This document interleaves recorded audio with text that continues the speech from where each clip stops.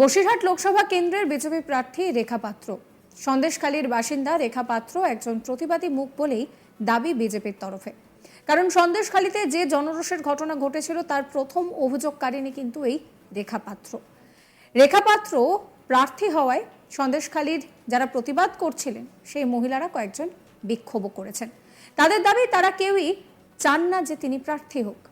যদিও রবিবার যারা বিজেপি প্রার্থীর বিরুদ্ধে বিক্ষোভ দেখিয়েছিলেন, সোমবার তারাই নিজেরা প্রকাশ্যে ক্যামেরার সামনে দুঃখ প্রকাশ করে আবার ক্ষমাও চেয়ে নিয়েছেন। তারা বলছেন যে যেটা হয়েছে সেটার জন্য আমরা রেখার কাছে ক্ষমা চাইছি, আমাদের ভুল বোঝানো হয়েছে, রেখা যাতে আমাদেরকে ক্ষমা করে দেয়।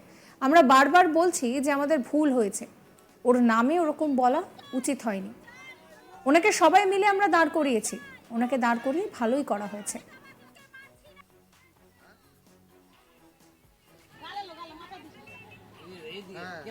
যে আমাদের সন্দেশখালী মা বোনকে চাই না, ওইটা নাকি রেখা বলেছে, আমাদের এসে ভুল হয়েছে। আমরা তবু ওনাদের কাছে গিয়ে বললাম রেকর্ডিংটা দেখাও তো, রেখা কি বলেছে। বলছে আমার কাছে রেকর্ডিং করা হয়নি, ভুলে গেছি, আমি তো বুঝতে পারিনি রেখা ওরকম করবে, কিন্তু আমরা যেটা করেছি অত্যন্ত ভুল হয়ে গেছে। তারা আরো বলছেন যে আমরা প্রথম থেকে ছিলাম বিজেপি, তৃণমূলের লোক এসে আমাদেরকে হুমকি দিয়ে এই সমস্ত করিয়েছে, তারা আমাদেরকে বোঝাচ্ছে। তবে আমরা এখন বুঝেছি আমরা যেটা করেছি ভুল করেছি, আমরা ওকেই চাই, আমাদের গর্ব হচ্ছে। ওর যদি তার জন্য পায়ে ধরতে হয় তাহলেও রাজি আছি। কি বলছেন গ্রামবাসীরা শোনাবো।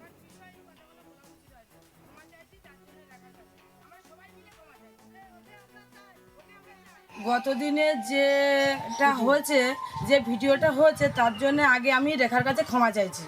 যে রেখাদির কাছে আমরা ক্ষমা চাইছি, যে সবাই মিলে আমরা যেটা করেছি, আমাদেরকে ভুল বোঝানো হয়েছিল, অন্য লোকেদের দ্বারাই আমাদেরকে ভুল বোঝাচ্ছিল, অন্য কোনো পার্টির থেকে আমাদেরকে ভুল বোঝাচ্ছিল। ভুল বোঝানোর পরে এটা করেছি।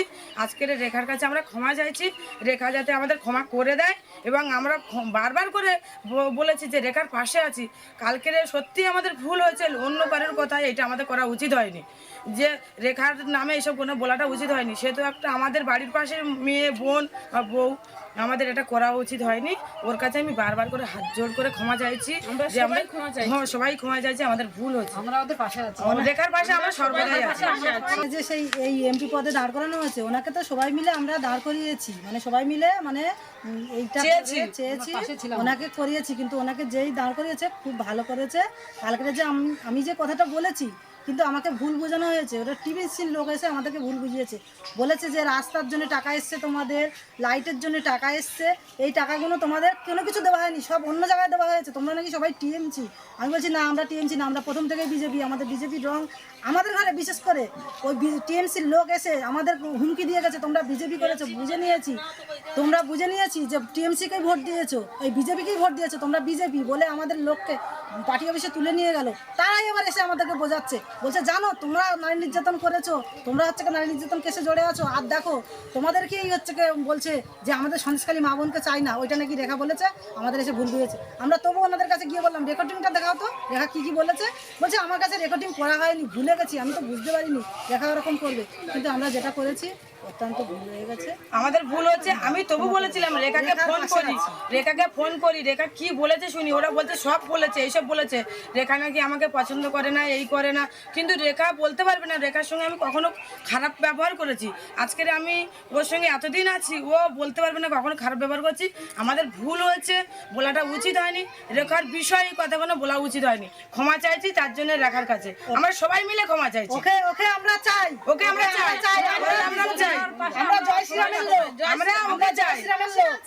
চাই, আর ওরা আমাদের বাড়ির পাশে এমপি হবে, এর থেকে আনন্দের কিছু নেই।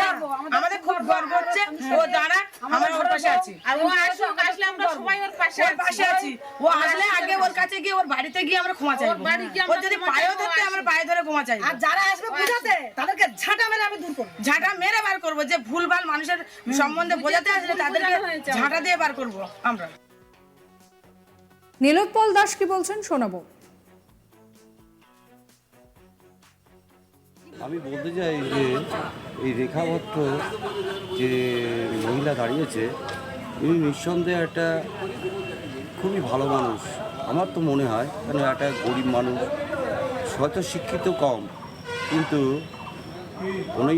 উনি দাঁড়ালে অনেক কাজে মানে কাজ হবে, বসিরহাটের দিক থেকে কাজ হবে, বসিরহাট সাব ডিভিশনের দিক থেকে কাজ হবে। সন্দেশখালী উনি মানুষ, কিন্তু আমরা বসিরহাটের বাসিন্দা। বসিরহাটে যেটুকু আমি মানে হাফে বুঝতে পারছি যে এখানকার যে জনসাধারণ আছে, বসিরহাটবাসী জনসাধারণ আছে, সেই জনসাধারণের কাছে জিজ্ঞাসা করে আমি জানতে পারলাম যে রেখা পাত্রকে ওরা ভোট দিতে ইচ্ছুক এবং রেখা পাত্রকে সমর্থন করতে ইচ্ছুক। এতদিন তো অভিনেত্রী সাংসদ ছিলেন বসিরহাটের, তারপরে কেন তাকে পরিবর্তন করা হলো বলে মনে করেন? ও সাংসদ তো বসিরহাটে কোনো কিছুই করেননি। উনি এসছেন, গেছেন, খাওয়া দাওয়া করেছেন, ভালো ভালো মস্তি করেছেন এবং টিকটক করেছেন, গরিব মানুষদের হচ্ছে জীবন নিয়ে ছেলেখেলা করেছে। এই জন্যে ওনাকে উনি এবার যদি দাঁড়াতেন কোনো কিছু উনি ফল পেতেন না, কারণ মানুষকে 164-এর জায়গায় যে ভুলভাল বলতে পারে 174, তা সেসব অশিক্ষিত, আমি তো শিক্ষিত হয়েও তারা অশিক্ষিত। সাম্প্রতিক সময়ে রাজ্য রাজনীতি উত্তপ্ত হয়েছে এই সন্দেশখালী ইস্যুতে। শিবু, উত্তম এদের গ্রেফতারির পর যে বিষয়টা ঘুরপাক খাচ্ছিল, শাহজাহান শেখকে কবে গ্রেফতার করা হবে। অবশেষে শাহজাহান শেখ তিনিও গড়াদের পেছনে রয়েছেন এবং এই সন্দেশখালী সিট যে লোকসভা নির্বাচনে একটা বড় ভূমিকা পালন করবে তা কিন্তু বলার অপেক্ষা রাখে না। বিরোধী দলনেতা শুভেন্দু অধিকারী তিনি নিজে বলেছেন যে এবারে দুটো ইস্যুতে ভোট হবে, এক হচ্ছে শিক্ষাক্ষেত্রে দুর্নীতি, অন্যটা হচ্ছে সন্দেশখালী। সেখানকার মানুষ তারা কিন্তু একটা সময় বিজেপি প্রার্থী রেখা পাত্রকে নিয়ে বিক্ষোভ করেছিলেন। তারা কি বলছেন আরো একবার শোনাবো আপনাদের। গতদিনে যেটা হয়েছে, যে ভিডিওটা হয়েছে, তার জন্য আগে আমি রেখার কাছে ক্ষমা চাইছি। যে রেখাদির কাছে আমরা ক্ষমা চাইছি যে সবাই মিলে আমরা যেটা করেছি, আমাদেরকে ভুল বোঝানো হয়েছিল, অন্য লোকেদের দ্বারাই আমাদেরকে ভুল বোঝাচ্ছিল, অন্য কোনো পার্টির থেকে আমাদেরকে ভুল বোঝাচ্ছিল। ভুল বোঝানোর পরে এটা করেছি। আজকের রেখার কাছে আমরা ক্ষমা চাইছি, রেখা যাতে আমাদের ক্ষমা করে দেয়। এবং আমরা বারবার করে বলেছি যে রেখার পাশে আছি। কালকের সত্যি আমাদের ভুল হয়েছে, অন্য কারোর কথায় এটা আমাদের করা উচিত হয়নি, যে রেখার নামে এসব কোনো বলাটা উচিত হয়নি। সে তো একটা আমাদের বাড়ির পাশের মেয়ে, বোন বা বউ, আমাদের এটা করা উচিত হয়নি। ওর কাছে আমি বারবার করে হাত জোড় করে ক্ষমা চাইছি, যে আমরা সবাই ক্ষমা চাইছি, আমাদের ভুল হচ্ছে। আমরা ওদের পাশে আছি, রেখার পাশে আমরা সর্বদাই আছি।